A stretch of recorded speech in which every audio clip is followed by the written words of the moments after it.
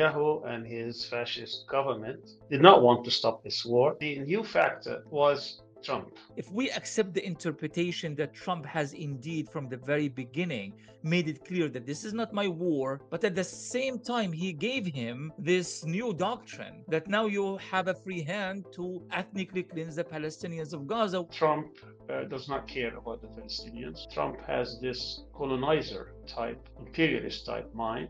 He is supremacist, is willing to throw them under the bus and get rid of them if he could. But he knows that this is impossible after 15 months of continuous war. All the objectives of the Israelis to defeat, eradicate, eliminate, crush, use whatever term Netanyahu used throughout 15 months, they were not able to do that.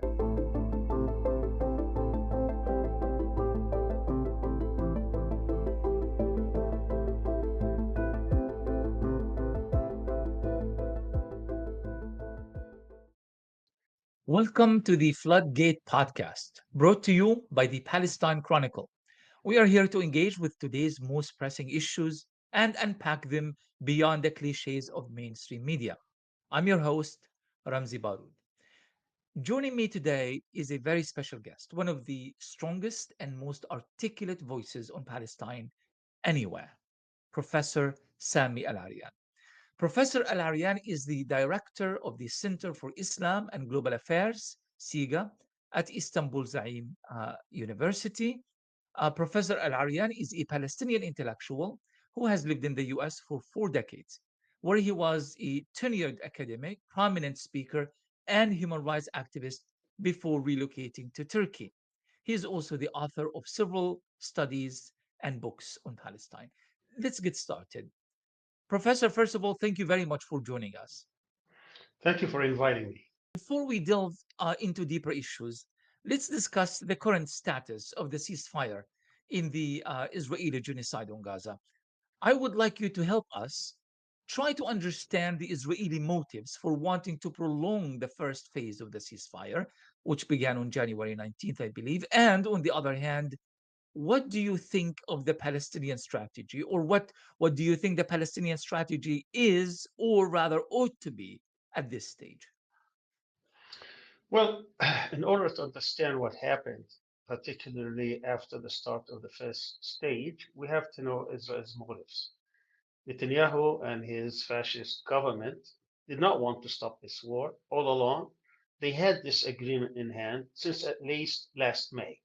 The same stipulations, the same contours of this agreement was available to them, and they had always rejected it. The new factor this time around was Trump.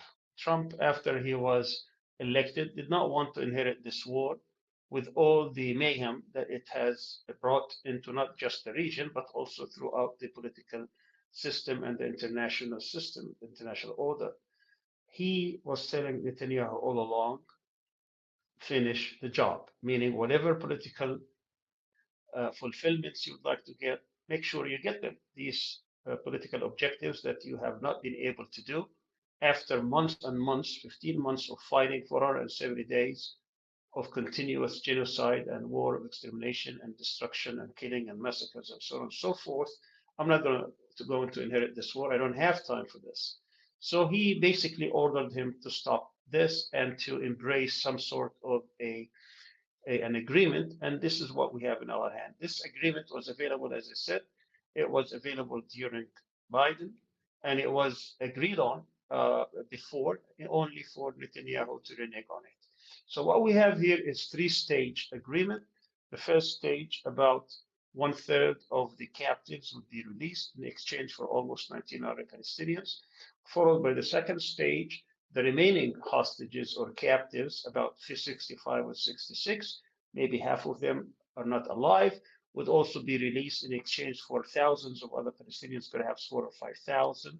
Meanwhile, all the conditions that the resistance that Hamas has insisted on were incorporated in this agreement, including the withdrawal of the Israeli forces, the total withdrawal from Gaza, the permanent end of the war, of the aggression, the resumption of the aid to the tune of 600 trucks a day or more, the reconstruction and rehabilitation of Gaza, and the fair exchange of the prisoners. These five conditions, the resistance has set since very early on of this war of extermination, since October of 2023. But of course, Israel, the Israeli regime, and Netanyahu always rejected them.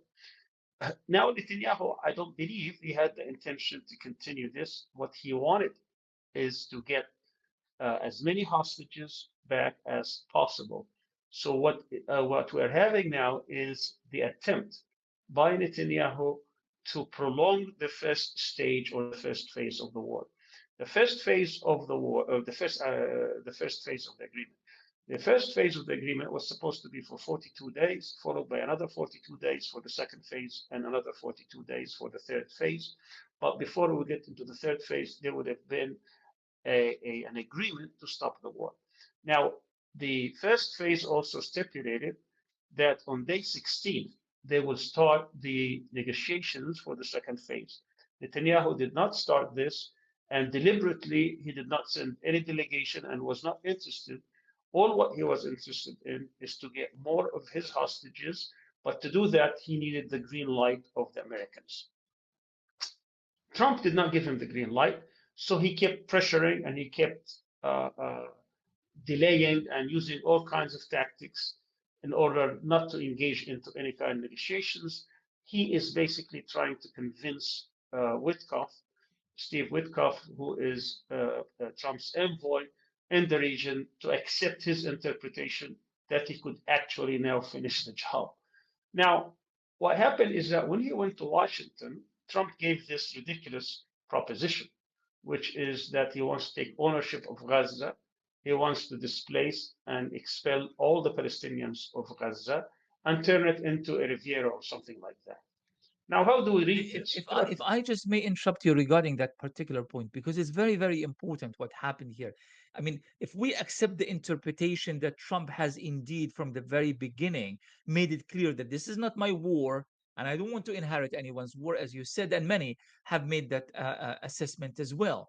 But at the same time, he gave him this new doctrine that now you have a free hand to ethnically cleanse the Palestinians of Gaza, which is in a different way, kind of creating a justification for another war. Is this just mere lack of political experience on the part of Trump, or do you think there is something more sinister than that? No, it's not a lack of experience or anything. Trump does not care about the Palestinians. Trump has this colonizer type, imperialist type mind. He is supremacist. He could care less about the suffering of the Palestinians. All what they care about is the suffering of the so-called Israelis or captives in the resistance hands. He does not care about what happens to the Palestinians. He's willing to throw them under the bus and get rid of them if he could. But he knows that this is impossible after 15 months of continuous war. The Israelis were not successful. All the objectives of the Israelis, mainly the three declared ones. One is to defeat, eradicate, eliminate, crush, use whatever term Netanyahu used throughout 15 months. They were not able to do that, surrender and so on and so forth. And two, to dislodge Hamas from the rule of Gaza. He wasn't able to do that. Third is to free the hostages through military pressure without having to pay any prices for that. He was not able to do that. The only way he's able to get back whatever captives were in the hands of the resistance was through negotiations and through exchange of prisoners. So what Trump was trying to do, because Netanyahu was putting more pressure on him to resume the war, was, we could have three different readings. One with his supremacist imperialist mind, he was serious about this proposal to eliminate, to expel the Palestinians from Gaza. And in doing that, he can fulfill some of the campaign promises to some of his benefactors, some of his donors, such as Miriam Edelson, who gave him $100 million during the campaign. He promised to accept the annexation of the West Bank and to free the prisoners, as well as possibly even to let the Israelis do whatever they want in Gaza. So that would suffice or would please that part. But another reading could be that as a real estate tycoon, as a real estate developer, as he said in his book, The Art of the Deal, what he usually starts with is to ask for a maximalist position, something that he knows is not attainable, is not achievable, he cannot get, hoping that eventually he will get what he wants from the other side. And therefore, the other side would think that they have been able to get a win-win situation because Trump did not get what he asked for initially. In that case, he wanted to get the Arabs perhaps to propose either that Hamas will no longer be in charge in Gaza or that they will disarm Hamas or get something along the lines that Israel has been telling Trump and the Americans that they are working for. In other words, get through political negotiations or political means what they were unable to get through military means. A third reading could be also that Netanyahu came to Washington during a time in which he thought that he could pressure Trump and ask that he resumes his war at least for a few more weeks. And now he has the capacity to fulfill or to achieve or realize his objectives. Trump told him, "What are your objectives?" He said, "We need to take Hamas out. We need to surrender." He said, "You know something? I'm not just going to get Hamas out. I'm going to get every Palestinian out of Gaza." So he gave this kind of proposal, which is, obviously irrealizable. It cannot be realized. So uh, I think the second reading would probably be the one that is closer to what's happening on the And grounds in today. fact, I want to ask you about the second reading because you use the phrase to get the other side to do what he wanted to originally do. Who is the other side? I mean, the Arabs really never really played a role in any of this. They did not offer any meaningful solidarity with Gaza. Gaza was left fighting on its own and winning on its own. Why should this other side have any leverage? And do they have leverage? What can they do at this stage? No, what I meant about the other side of this situation, I don't know, in what context I said it, but the other side in this case, the one that gets free hand with the Americans, it's Israel. Israel gets free hand when it deals with non-state actors. What Israel doesn't get from the United States is when the other side is a non-state actor. For example, Israel does not have a free hand or a green light to strike at Iran in a way that's going to impact the whole geopolitical order in the region. But Israel has free hand to do whatever it wants in Gaza, in the West Bank, in South Lebanon, perhaps in other places where non-state actors are the other side. But you also asked about the resistance. We really have to go back and see what the resistance it was asking for. But maybe some people even ask, why did October 7th happen in the first place? And I believe we have to see the situation on October 6th. What was the situation on October 6th in order to understand what happened on October 7th, 2023? We have to look at least for five reasons. And you see the five reasons that were taking place at the time simultaneously give you a rational reading of what actually happened. Now, to judge whether what happened on October 7th was rational or not, we need to look at these readings. That's a separate question, whether or not it was the correct decision. That has a different assessment. But to see whether these reasons were rational or not, we have to look at each one of them individually.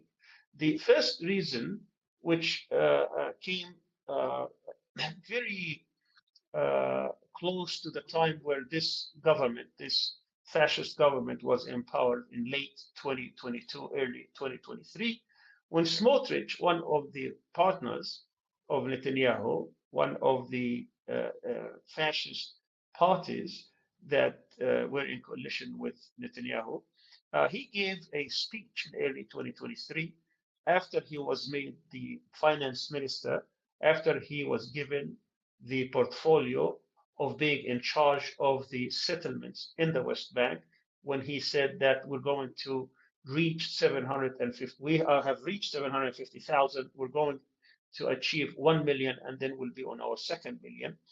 He said that the Palestinians really have three choices. The first choice is that they have to submit that this land between the river and the sea is an Israeli Jewish land. They have to recognize this fact, and they need to forego and forget about any kind of civil or political rights here. If they live here, they live as our guests. not as citizens or as residents in their own or natives in their own land. And if they don't accept that, and he said, I understand that, then the second option is that they will be compensated and then they can leave. And if they refuse that, the third option is nothing but death. In other words, there is no political solution, no political horizon whatsoever for the Palestinians. They need to forget about any kind of a situation where they could be recognized either in one state or two state solutions. That's been ended. And that came also with a with an acceleration of the annexation and as well as of the settlements inside the West Bank, particularly in Area C. If you know how the West Bank was partitioned during the Oslo years into areas A, B, and C. A being the areas where the Palestinians live in the major towns. It's about 22% of the West Bank. The West Bank is 5,500 kilometers square. 22% live in these cantons, about 9 or 10 different cities. And these will come administratively and security-wise under the Palestinian Authority, which has been collaborating with the occupation and working closely with them. And 18% is in Area B. These are the villages around these cities. And then about 60% of the West Bank is administered both by Israel, security and administratively by Israel, by the occupation forces, while Area B administratively by the Palestinian Authority, but security-wise under Israel. And what And it's what that area C that was meant to be annexed by Israel yes, and prior this is where October the 7th, prior to all of this. exactly. That's what I'm saying. This is all in early 2023. There has been a very aggressive policies of settlements, of incursions, of burning the crops and the cattle of the Palestinians inside these areas, trying to force them to leave. All kinds of intimidation and provocation was taking place in the West Bank. Add to that also that the holy places, particularly in Jerusalem, we talk about the Masjid al-Aqsa, the Al-Aqsa Mosque, and the Dome of the Rock, what is called the Haram al-Sharif, that this was under the jurisdiction of the other extremist in Netanyahu's government, Ben Gvir, and he started also a very aggressive Judaization process by which there were more incursions and more invasions and more ways by which thousands of settlers were becoming first on a monthly basis, then weekly, and sometimes even daily, and trying to impose what they say is the partition in time and space, which is a very threatening to the status of Al-Aqsa Mosque. And he was promising also that within a year or two, that the Dome of the Rock in particular would be destroyed, and in place of it, they will construct what they call the third temple. So this was another danger. A third one has to do with Gaza. Gaza had been at the time, and still is, under a crippling siege at the time for 16 years, where Gaza was completely isolated from the whole world. Whatever enters Gaza has to be under the approval of the Israeli occupation authority. And of course, they said that they would have to measure every calorie that gets into Gaza. And the Gazans, particularly Hamas, during these years, they tried every means in order to break the siege, this blockade. Even Sinwar himself tried in 2017 when he took over. He asked the Palestinian Authority to come and take over and rule Gaza and try in exchange for lifting the siege. The Palestinian Authority wasn't able to do that, and they never came. He tried through what is called the Great March of Return in 2018, That's right. in which he was having all these massive peaceful demonstrations in order to show the whole world that the Palestinians want to live free, want to live in peace, want to live in a situation where they can live like every other people by breaking the siege. He offered a 10-year truce in which there will be no attacks from the Palestinian side on Israel in exchange simply for breaking the siege. None of these calls were met with any kind of serious acceptance or approval or even acknowledgement. He tried also through the Egyptians to give all kinds of assurances. None of that became a reality. And Why do the you think fourth, that that is the reason? Before we talk about the fourth reason, because I do recall that when Hamas was elected, or following the legislative elections 2006, I believe, they were counting on the what they call their strategic depth.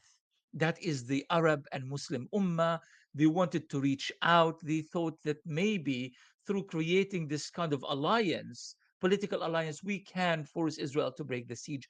That didn't happen, and you just counted many of such attempts that ultimately culminated to October 7. Why do you think all of these things have failed? Was it due to Hamas's political naivety, or because it just basically there was a clear decision that the siege on Gaza cannot be broken under any circumstance? no, it's very simple because Israel decided that's not going to break the siege, and Israel basically is the hegemon in the region. Many of the Arab regimes, the Arab states in this part of the world, do not want to defy what Israel decided to do. The American administration is basically a partner in all these crimes. They are compliant to whatever Israel wants. As I said, is the United States, for many administrations now, have been have given the Israelis free hand to deal with so-called non-state actors, Hamas, Jihad, Hezbollah, the Houthis, but they don't give them free hand to deal with states such as Iran. That's different calculus. So Mhm. that's been the case, and the Israelis convinced, whether it is the regional actors, the regional states, or the US and other international actors, that this is their backyard. They cannot interfere. Whatever Israel wants, she has or it has to carry the day. And unfortunately, whatever Hamas did or the resistance, it didn't really matter because none of the people, whether in the regional order or the international order, were listening or trying to make a fuss about it. Now, the fourth reason of what happened, or whether it was a rational reason and why it actually happened, had to do with the prisoners. For decades, there were about 5,700 prisoners in Israeli prisons. And also part of the deal in empowering this government was to give that portfolio of security and prisons to Ben Gvir. Ben Gvir started taking privileges that Palestinian prisoners have been fighting and getting for years, such as the right to education, the right to visitation, certain kind of items in the canteen, to pray together, all kinds of things that they used to have in the prison system. He started taking it one by one and started threatening that he will institute even harsher measurements, including imposing the death penalty. So this became extremely intolerable for the prisoners, and they start really sending all kinds of messages, putting a lot of pressure on Gaza that you need to do something to break these intolerable situations, these intolerable circumstances by which they can't even breathe. And some of them, hundreds of them, had either life sentences or even very long sentences, 15, 20, 25 years. The only way they can endure this is to have some kind of a life within the prison that it can be tolerated instead of these solitary confinements and the denial of all these rights. So that also added more pressure on the resistance.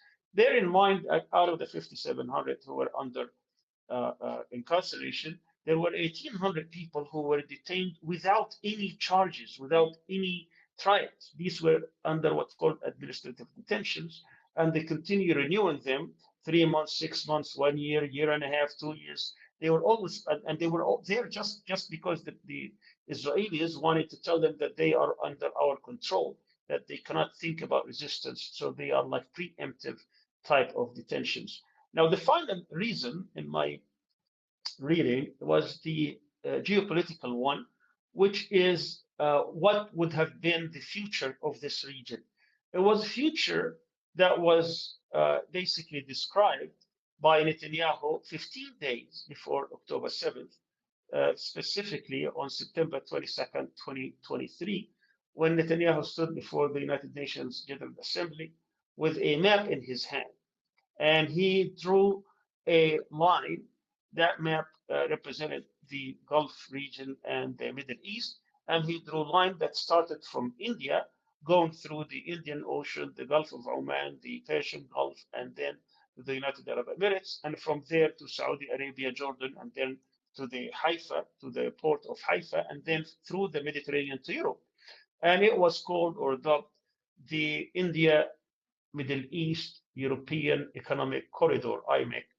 And he boasted that this line, which is going to be counter to the Belt and Road Initiative of China, the heart of the Middle East. On that map, there was no Palestine. It was all Israel between the river and the sea. And he was basically telling the whole world that Israel now is in control of this region. Israel is in control of this area.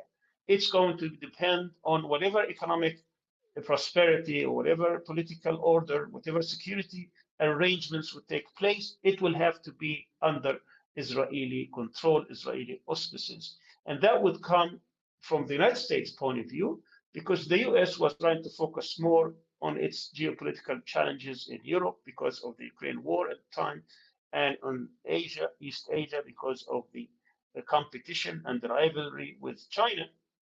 It wanted to have less footprint in the region. So it was basically outsourcing the security of its interest, or the securing of its interest, to its allies, particularly Israel and Saudi Arabia. And for that to happen, it wanted to conclude a normalization deal. That would have happened, that would have taken place in March or the spring of 2024. And Saudi Arabia didn't want to do it alone. It says it is willing to do it, but it was also dragging with it Pakistan and possibly even Indonesia. There were lots of talks because Saudis didn't want to go at it alone.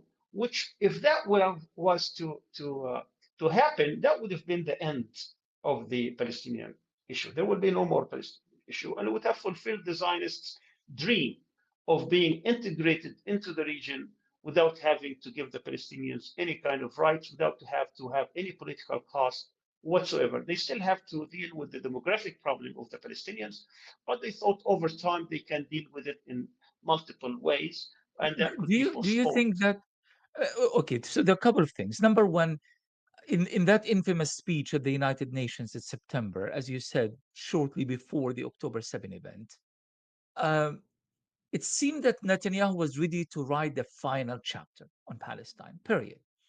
And empowering him in the process of doing so, the fact that Arabs and Muslims have shown a great deal of flexibility, the Americans are supporting and pushing and giving incentives.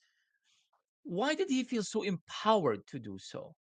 Weren't Palestinians resisting anyway? That's one point. And the second point, do you think no matter what the outcome is of the ceasefire and the future of this war, do you think Netanyahu will still be able to write the final chapter? Very good questions. On the first question, Netanyahu thought that he has the Palestinians under his thumb, that the resistance can be dealt with. They had a policy called mowing the lawn. So, in terms of the West Bank, it was completely pacified because of the presence and the collaboration of the Palestinian Authority. All kinds of resistance, particularly armed resistance or military resistance in the West Bank, was pretty much under control. And whatever was not under control, the Palestinian Authority would deal with it in one way or another. So he thought that this is under control. Let's keep in mind that before Oslo, the number of settlers in the West Bank was around 115,000. This was in 1993. By 2023, that number was about 750,000. So it was a completely failed process by which the number of settlers was increased almost six folds. And they were also saying that they will make them a million before the end of this current government, and then they will be on the second million. There is no longer anyone who will talk seriously about any kind of Palestinian self-determination or so-called two-state solution. So he felt basically justified in saying that there is nothing for the Palestinians because there was no resistance. As far as Gaza is concerned, they had this policy of mowing the lawn. So every few years, they will go bomb and send the troops and try to kill as many Palestinians and bring them back under control. That's why what happened on October 7th was a complete surprise to them. They did not think that the resistance was able to actually do what it did, that it will have the audacity, that it will have it will dare to actually go and attack And perhaps we can talk later on in this conversation about the strategic losses that Israel had because of October 7th. But they didn't think that Hamas would actually do such a thing because they thought they had it under control with this mowing the lawn policies. We saw them basically attacking Gaza back in 2008 and 9, 2012, 2014, 2021, and in between sometimes just against the jihad, in which they would go and destroy many buildings and rocket launchers and so on and so forth. So they thought that this was all under control, that they had Gaza under complete siege, that they will bargain here and there about how many Palestinians could go and work inside Israel, and in exchange for that, they can have some quiet. They were able to make sure that Gaza and Ramallah will be separate, so there will be no one Palestinian voice. They thought that they had the whole situation under control. That's why they didn't really uh, uh, care about giving Palestinians any kind of concessions. And at the same time, that played into the hands of the resistance that was uh, uh, ready to bloody the Israelis because all other avenues were closed to them. Now, this fifth reason, which is the strategic reason, was very important because what happened because of October 7th is that the reorder of the geopolitical order in the region by having Israel the hegemon and in control, along with a strategic partnership with some American client states in the region, that process was either, if not dead, at least frozen for the time being, which ended this mirage, this illusion that somehow you can bypass the Palestinian issue, that somehow the Palestinians no longer matter, that the Palestinians rights can be overlooked and you can get away with it. That theory was totally destroyed by October 7th. Palestinians have been resisting in Palestine for decades, for more than a century, and you cannot bypass them. You cannot solve the Palestinian problems by simply making them disappear or by simply making them surrender. That is an illusion, and that illusion or that bubble was shown that it cannot happen. Now, when we, again, going back to the question, when we go to the resistance itself, resistance did have some objectives in mind, and the contours of the solution of this latest conflict was very much at hand from day one. Yes, they had spectacular victory on that day because, and I think they were the victims of their own success. They planned very well for this. Many of the imperatives, the military imperatives that the Zionists have been preparing for, were broken that day. And they were able at the end not only to bloody the Israelis, uh, uh, they say about 1,200 people died on that day. Keep in mind that many of the 1,200 people dead, actually, many of them died at the hands of the Israelis themselves. And I think once the fog is cleared, we will know that most of the civilians, most, not all, but most of the civilians who died on that day, they died because of Israeli gunships, because they empowered the Hannibal Directive, which basically says we will not allow Israelis to be captured.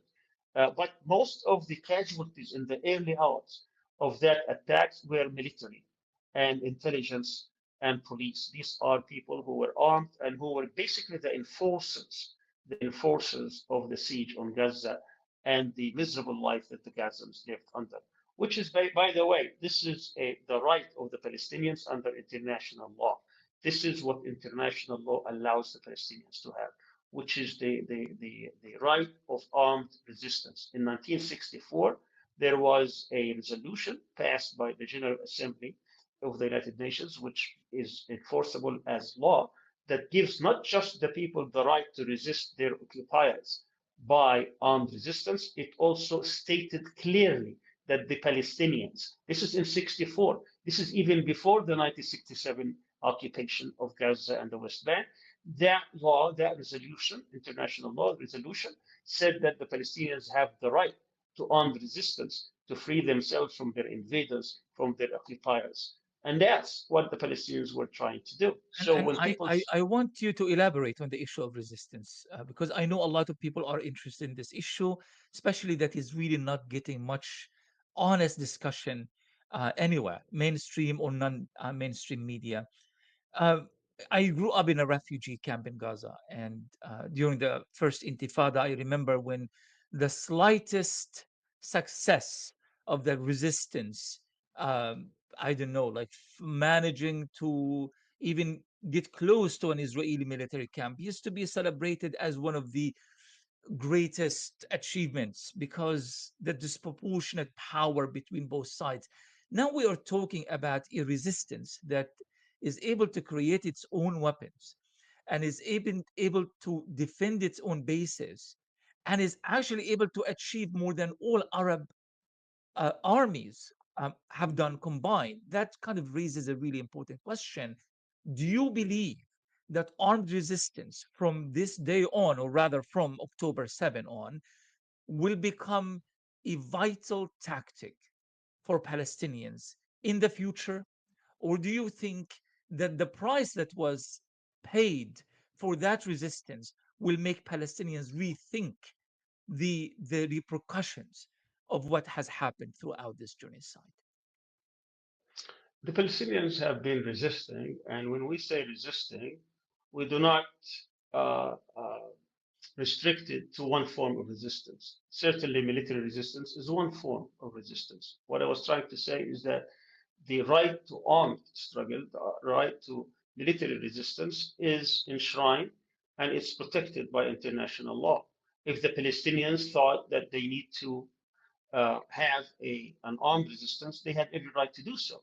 If they decided, because of whatever reasons, to employ other means of resistance, they have every right to do so. So I think resistance should be looked at in terms of its comprehensive meaning, which is to make sure that the enemy, that the occupier, the invader, is not going to rest and feel that they have a coast-free occupation, a cost-free presence, and try to displace or expel the natives of the land.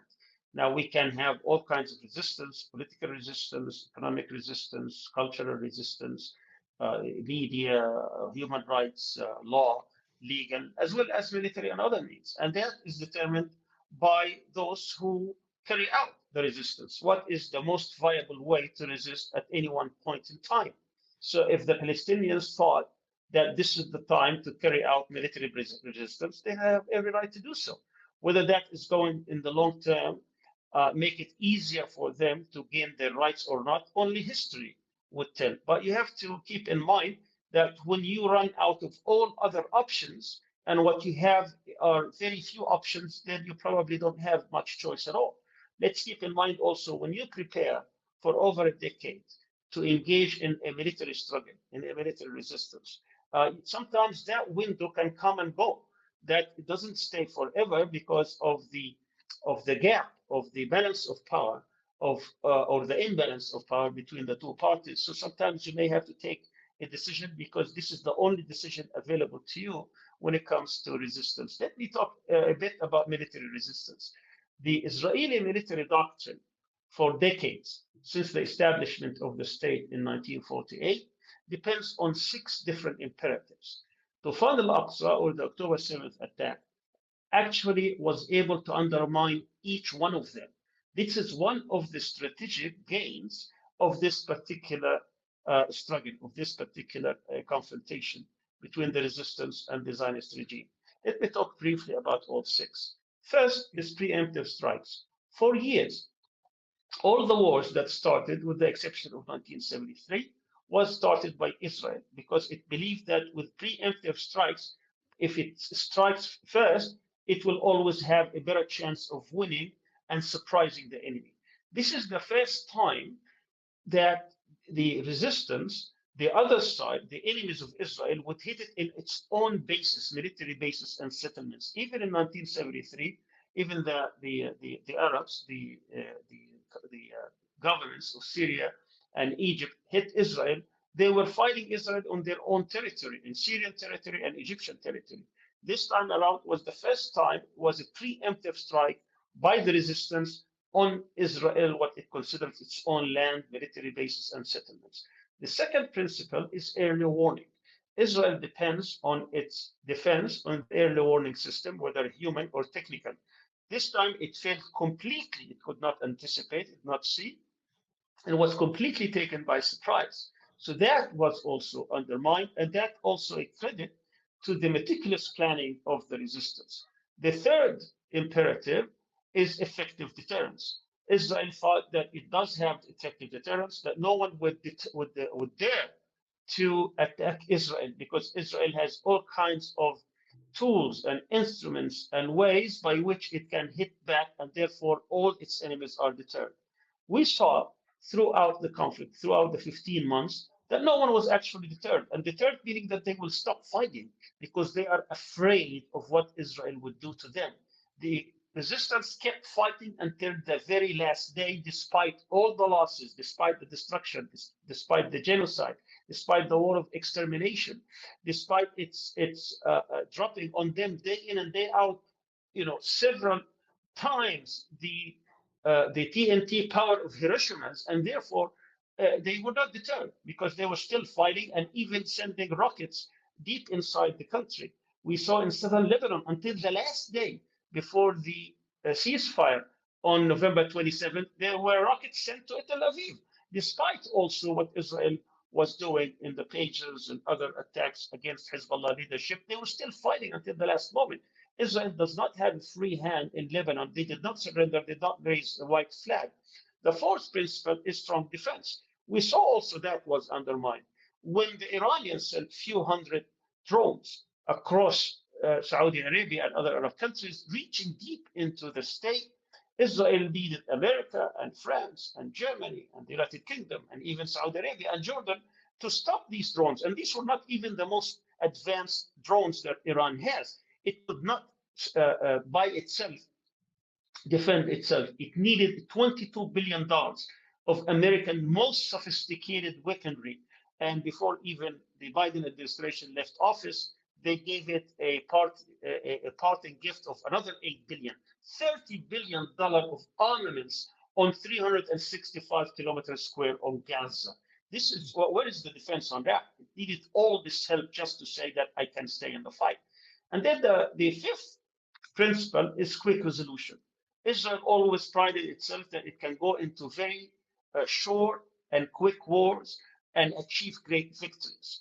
In 1967, the Six-Day War, actually that war ended in less than 5 hours. And then it needed 6 days just to reach the Suez Canal. So with these 6 days, it was able to get Sinai, which is 2.5 times the size of the historical Palestine, was able to get the full West Bank as well as the Golan Heights, which is 3 times the size of Gaza. But this time around, 470 days, and it could not even end the war. On what? This is not even an Arab regime. It's not another country. It's not an army. They have no tanks. They have no planes. They have no ships. These are just few thousand fighters, and still it could not end it. It could not defeat them.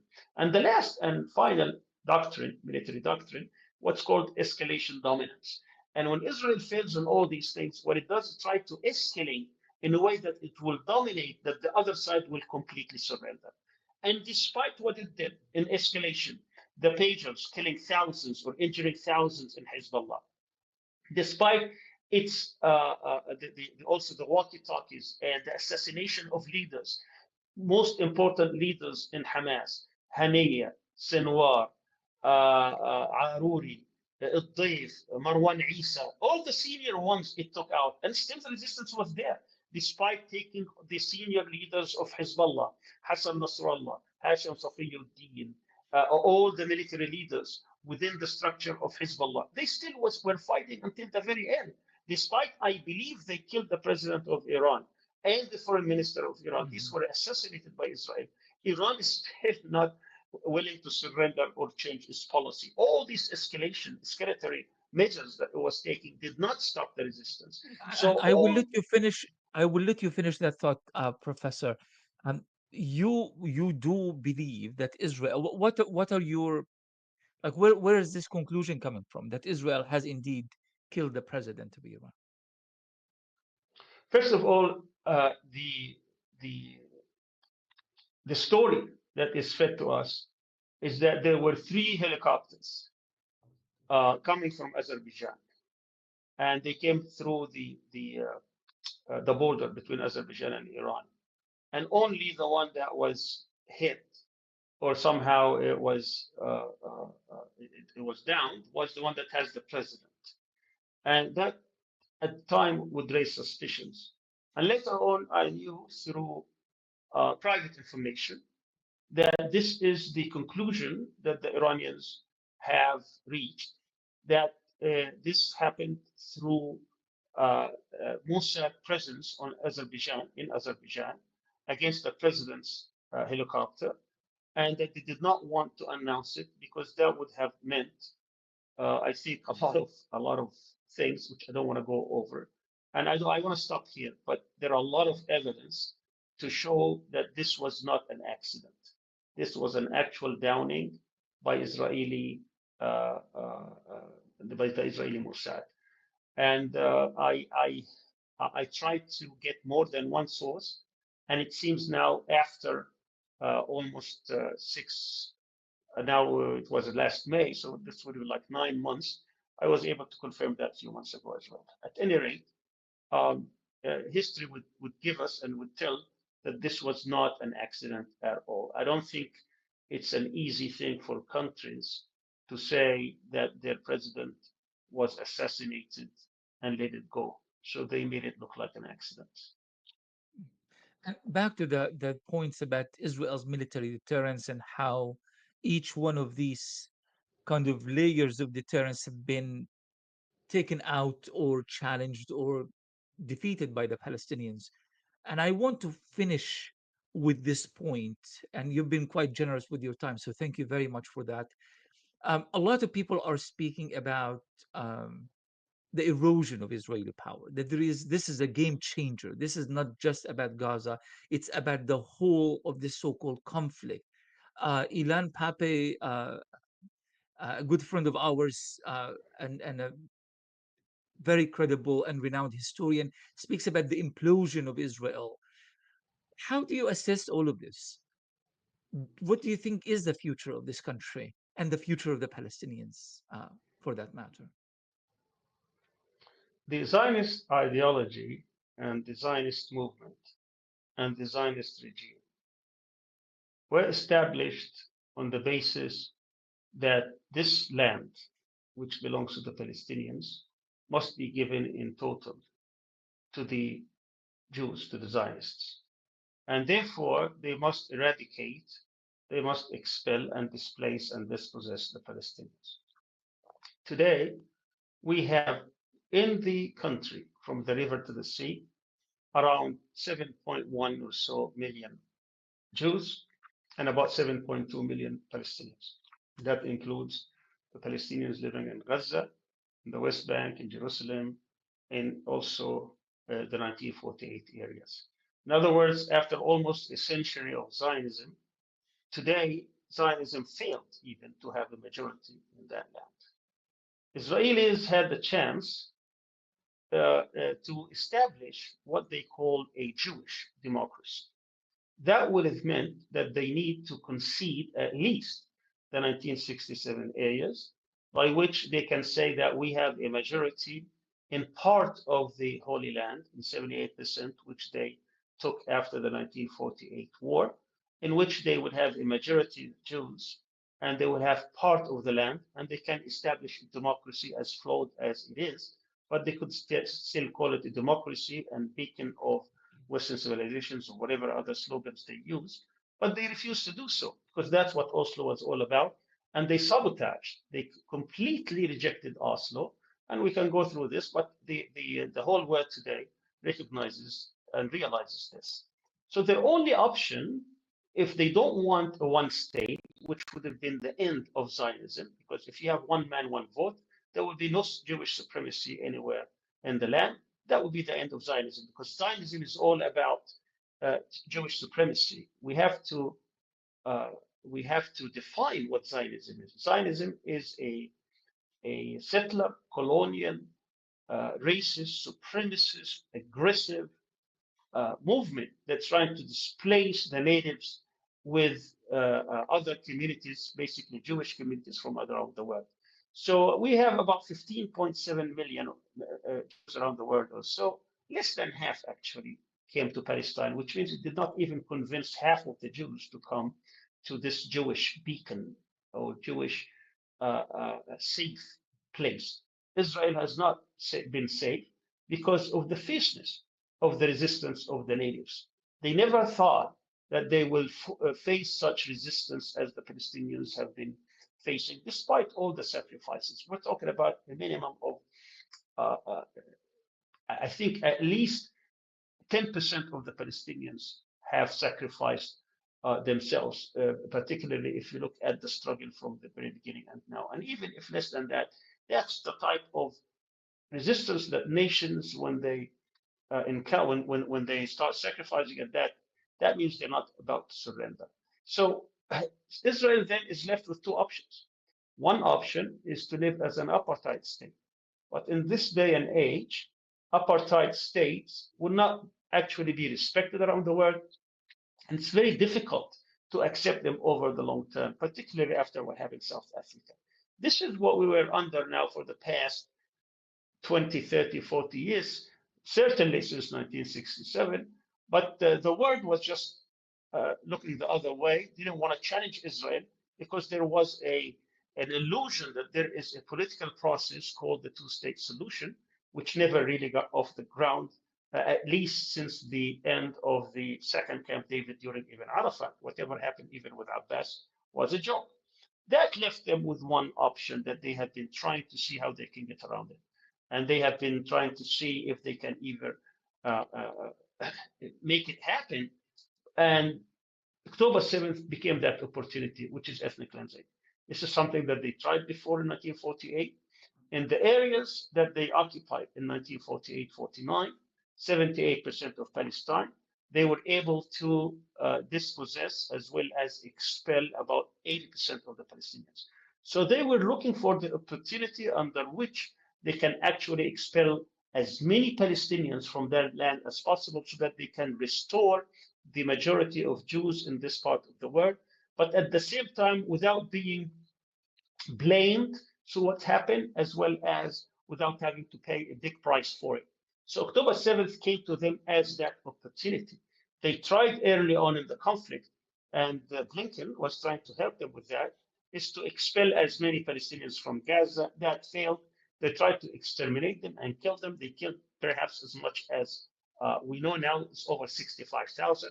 And perhaps in the future, that number could grow, as the Lancet said, to over 100,000. Who knows, with 2 million displaced. But the Palestinians have not been willing to leave. That's when Trump was saying that I can expel the Palestinians, I can own Gaza. He was trying to help them with that, but he's not going to send the Marines or the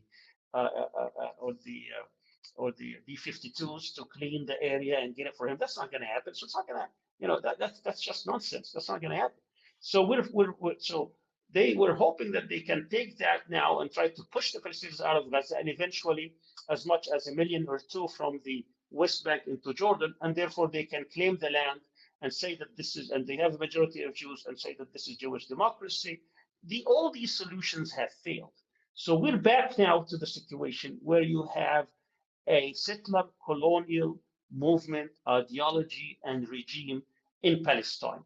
So when Ilan Pappé and others say that this is untenable position, they say basically that as long as you have people who resist and you have invaders and outsiders trying to impose their will on the population, and the population actually outgrows the settlers, eventually that situation would implode. It cannot stay. We're not even talking about the different problems within the Jewish communities inside Palestine, all these contradictions that exist, Sephardi versus Ashkenazi, the rich versus poor, old versus young, the settler versus the non-settler, the religious versus the non-religious, and the secular, and so on. All these problems, all these issues that take place in Israel will also make it very difficult to survive. I tell people, you can think of Israel as a house, and that house is built on certain columns, certain pillars. Some of these pillars have been shaken. One of these important pillars for Israel, for example, is it must have a foreign benefactor, a great power that will guarantee its security, that will give it the weapons and the support.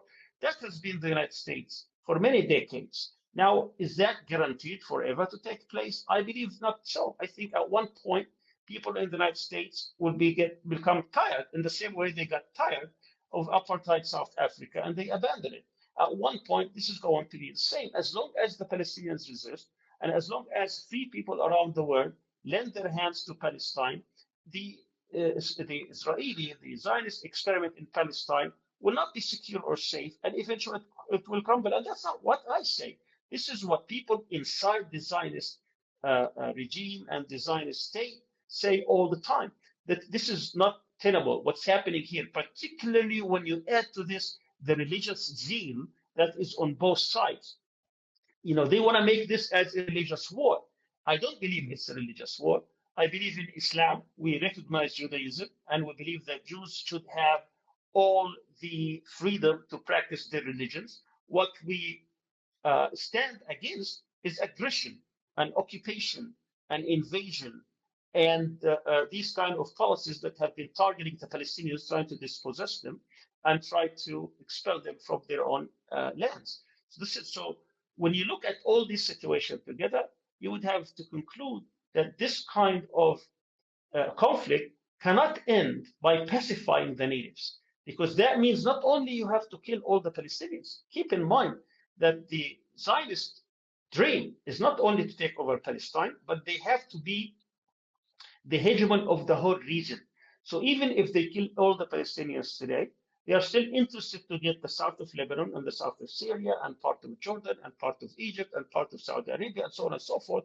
They will always feel that they have to be stronger than all their enemies combined, because they will always feel threatened. This thing about, we have to feel secure. How are they going to feel secure? They can't feel secure unless they are stronger than all their enemies combined, and unless all their enemies become weaker. So whenever a country is trying to become stronger, they will be against it. Whenever two countries are trying to unite, they will be against it. Whenever a country wants to become rich, they will be against it, because all these are sources of threats to them. This is how they look at this.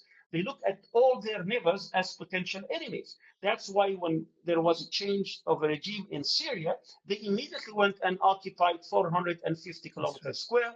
Now they keep bombing the south of Syria. They say we need to impose that there will be no Syrian army south of Damascus. They wanted to do the same in 1982 when they invaded Lebanon. They signed this peace treaty that eventually was abrogated on May 17th, 1983, and they wanted to occupy all the way to Litani River. They tried to do this time around, except the resistance would not allow it. They went to Camp David, trying to make Sinai as a buffer zone, as a place where the Egyptians will not have complete sovereignty because they want to feel secure. They want to have the Jordan Valley completely disarmed because they want to feel secure. This kind of mentality that wants to impose all the countries, all its neighbors, so that all become weak, so that it can survive, eventually cannot survive. Honestly, Professor El-Arian, we could have another hour just to touch on some of the important points without even going to in them in depth. This has been very, very insightful. Thank you very much for taking the time and to speak to us, and for your tireless efforts in the pursuit of justice in Palestine. To all of our viewers, we appreciate you tuning in. The best way to push back against censorship is by engaging directly with our content. So please like, share, comment, follow, and speak out. We look forward to seeing you all in the next episode of The Floodgate. Thank you.